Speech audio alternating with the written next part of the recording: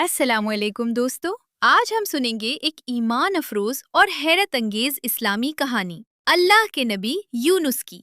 ये कहानी हमें सब्र, दुआ और अल्लाह पर भरोसा करना सिखाती है। तो आइए शुरू करते हैं।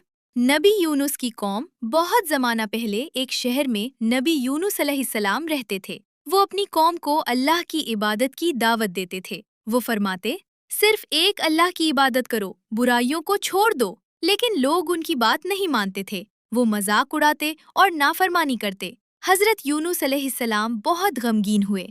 शहर छोड़ने का फैसला एक दिन हजरत यूनुस अलैहिस्सलाम ने सोचा, ये लोग मेरी बात नहीं सुन रहे, अब मैं ये शहर छोड़ देता हूँ।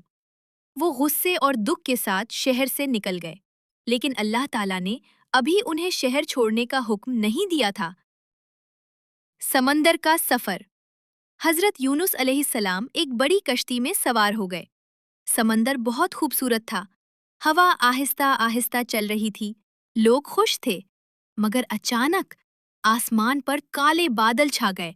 तेज तूफान शुरू हो गया। कश्ती जोर जोर से हिलने लगी। लोग खौफजदा हो गए। फुरांदाजी कश्ती बहुत भारी हो गई थी। लोगों ने कहा, हमें एक आदमी को समंदर में फेंकना होगा, वरना कश्ती डूब जाएगी। कुरानदाजी हुई और नाम आया हजरत यूनुस अलैहिस्सलाम का। लोग हैरान हुए क्योंकि वो एक नेक इंसान थे। दोबारा कुरा निकाला गया, फिर भी नाम हजरत यूनुस अलैहिस्सलाम का आया। समंदर और मछली। हजरत यूनुस समंदर में चले गए। हर तरफ अंधेरा था, ऊंची ऊंची लहरें थीं। तब अल्लाह के हुक्म से एक बहुत बड़ी मछली आई और उसने हजरत यूनुस को निगल लिया। लेकिन ये अल्लाह का मोजज़ा था। हजरत यूनुस अलैहिस्सलाम मछली के पेट में महफूज थे। अंधेरों के अंदर वहाँ 3 अंधेरे थे, रात का अंधेरा, समंदर का अंधेरा और मछली के पेट का अंधेरा। हजरत यूनुस अलैहिस्सलाम ने महसूस किया कि सिर्फ अल्लाह ही उन्हें बचा सकता है। मशहूर दुआ। तब हजरत यूनुस अलैहिस्सलाम ने अल्लाह से दुआ की। दुआ तर्जुमा, ए अल्लाह, तेरे सिवा कोई इबादत के लायक नहीं, तू पाक है, बेशक मैं ही गलती करने वालों में से था। हजरत यूनुस अलैहिस्सलाम मुसलसल दुआ करते रहे। अल्लाह की रहमत, अल्लाह ताला अपने बंदों की दुआ सुनता है। अल्लाह ने मछली को हुक्म दिया कि हजरत यूनुस अलैहिस्सलाम को साहिल पर पहुंचा दे। मछली ने उन्हें समंदर के किनारे छोड़ दिया।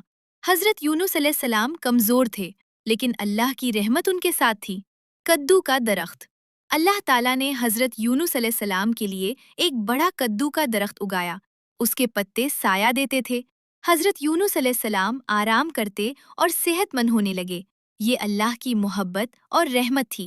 कौम की तौबा। जब हजरत यूनुस अलैहिस्सलाम वापस अपनी कौम के पास गए तो हैरान हो गए।